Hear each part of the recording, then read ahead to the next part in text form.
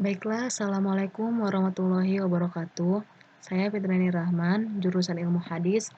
Dari kelompok 6 ingin memaparkan hasil resume saya yang berjudul Maqamat dan Ahwal. Nah, perlu kita ketahui bahwa maqamat itu berarti pangkat atau derajat. Pangkat atau derajat. Sedangkan menurut ilmu tasawuf, maqamat merupakan kedudukan seorang hamba di hadapan Allah yang diperoleh dengan melalui peribadatan mujahadat serta berhubungan dengan Allah yang tidak pernah terputus-putus.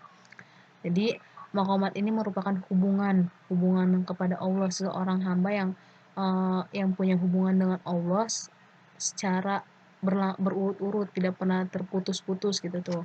Nah, selalu tetap. Nah, sedangkan ahwal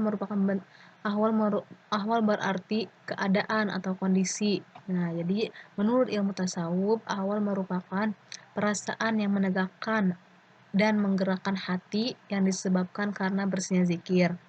Kemudian ahwal dan maqamat ini berbeda. Maqamat dapat berbeda dalam cara pemerolehannya juga. Nah, maqamat ini dapat diperoleh dengan cara yang bersungguh-sungguh karena usaha yang sungguh-sungguh. Nah, maqamat ini juga biasa dimiliki uh, oleh orang-orang yang bersungguh-sungguh karena karena orang yang memiliki maqamat ini kemungkinan bisa berada dalam jangka waktu yang lama. Jadi karena dia memiliki usaha atau kegiatan yang sungguh-sungguh, kan di sini sudah dijelaskan bahwa maqamat itu pangkat atau derajat. Nah, jadi harus diperoleh dengan cara sungguh-sungguh dong. Nah, terus karena dia mempunyai pangkat atau derajat, maka kemungkinan dia bisa menduduki makom itu dalam jangka waktu yang cukup lama. Sedangkan ahwal merupakan hasil yang diperoleh tanpa ada kesengajaan atau upaya. Jadi ahwal ini diperolehnya tanpa ada usaha yang sungguh-sungguh gitu tuh. Kan kalau maqamat mah harus sungguh-sungguh karena dia juga berarti itu pangkat atau derajat kan.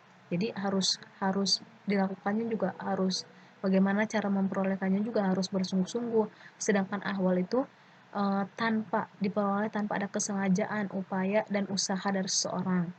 Nah, terus di sini dijelaskan apabila seseorang ingin menjadi hidupnya lebih baik lagi dan nuansa sufistiknya, tentu ada 6 langkah yang harus dilakukan dalam maqamat dan ahwal dan dalam pembahasan tasawuf ini. Nah, jadi dalam ilmu tasawuf ini bagi seseorang yang ingin menjadikan hidupnya itu lebih baik lagi, perlu diketahui 6 langkah itu. Apa saja 6 langkah itu? Nah, 6 langkah yang harus dilakukan itu yang pertama taubat. Taubat. Ya, taubat yang seperti apa? Bagaimana cara penetapannya? Nah, yang kedua itu cara penetapan taubat itu dengan cara apa? Dengan cara beribadah, puasa, sholat, serta membaca zikir. Nah, kemudian yang ketiga itu menjauhkan dari perbuatan subhat. Nah, jadi apabila kita ingin menjadikan hidup kita lebih baik lagi, maka kita harus menjauhkan perbuatan-perbuatan subhat, perbuatan-perbuatan jelek gitu. Nah, terus yang keempat, fakir. Fakir di sini uh, orang yang fakir ini merupakan orang yang kebutuhan hidupnya hanya sedikit. Jadi fakir ini hanya membutuhkan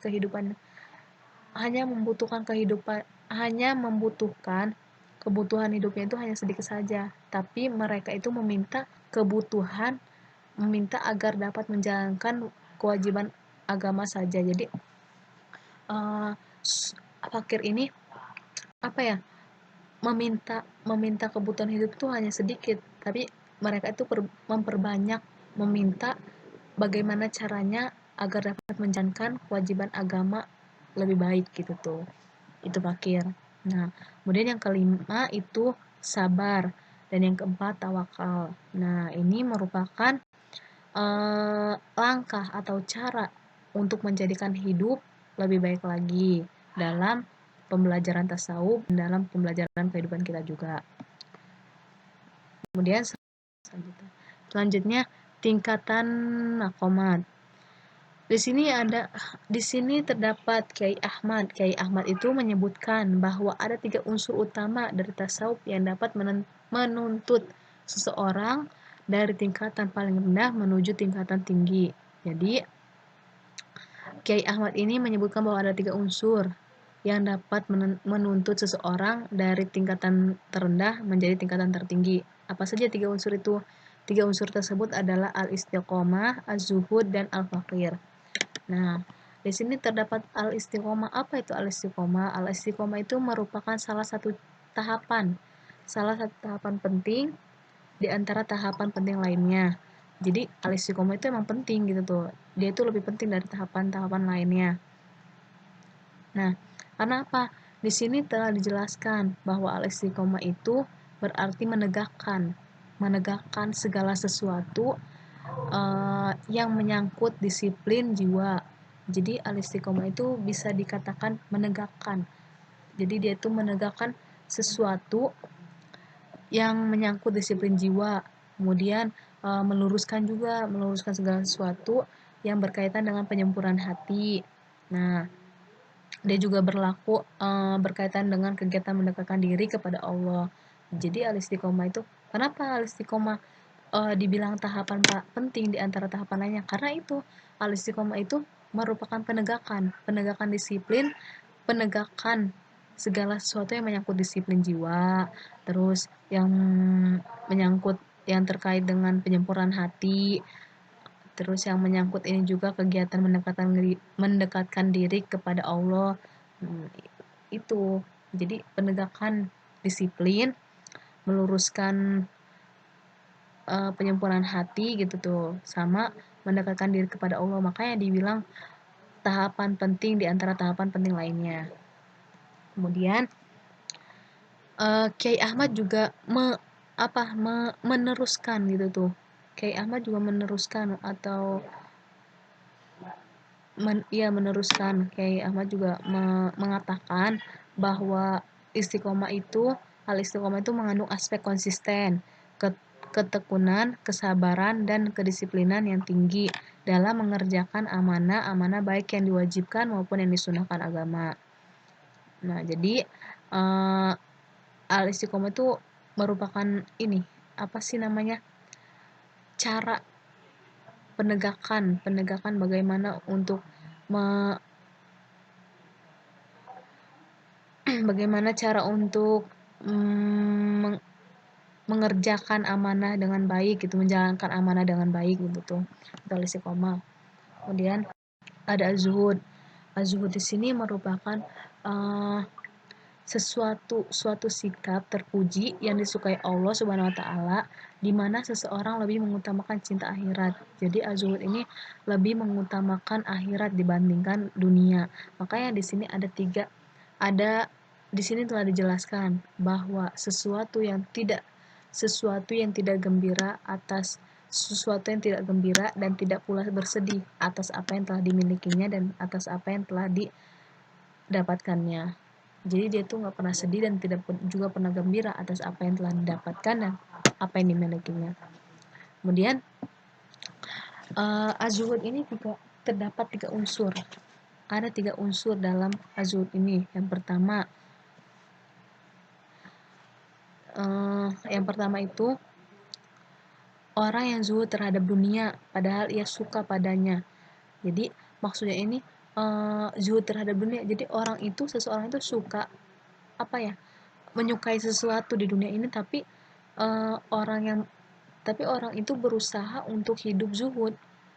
Nah, yang disebut dengan mutasahid. Jadi orang itu padahal suka, jadi ada seseorang itu menyukai sesuatu di dunia, tapi seseorang itu berusaha untuk hidup zuhud. Yang pertama yang disebut dengan mutasahid. Terus yang kedua itu orang yang zuhud terhadap dunia yang mudah, yakni jadi orang yang zuhud terhadap dunia dengan mudah. Maksudnya mudah karena dia ini kan tadi sudah dijelaskan bahwa merupakan sikap terpuji yang mengutamakan akhirat dibandingkan dunia.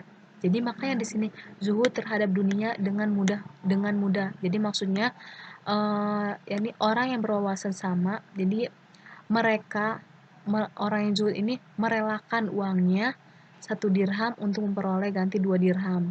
Karena apa? Karena mereka ini yakin bahwa Allah pasti akan memberikannya dengan memberikannya kembali, membalasnya dengan yang berlipat-lipat ganda gitu tuh. Karena kan zuhud ini merupakan sikap yang terpuji dan dia juga apa ya, mengutamakan akhirat dibandingkan dunia. Makanya mereka itu rela untuk memberikan 1 dirham, merelakan untuk memberikan hartanya kepada orang yang membutuhkan, karena mereka yakin pasti Allah akan menggantinya dengan berlipat-lipat ganda. Nah, kemudian yang ketiga itu zuhud terhadap dunia, tetapi zuhud terhadap kezuhudannya. Jadi maksudnya di sini di situ kan tertulis sehingga tidak terasa bahwa dirinya telah meninggalkan juga keduniaannya. Jadi karena dia mementingkan atau mengutamakan akhirat sehingga tidak terasa bahwa dirinya itu telah meninggalkan keduniaannya. Jadi karena dia terlalu kan seperti ini, dia merelakan memberikan hartanya 1 dirham. Nah, karena dia tahu bahwa Allah juga pasti bakalan memberikan memberikan balasan yang berlipat-lipat ganda.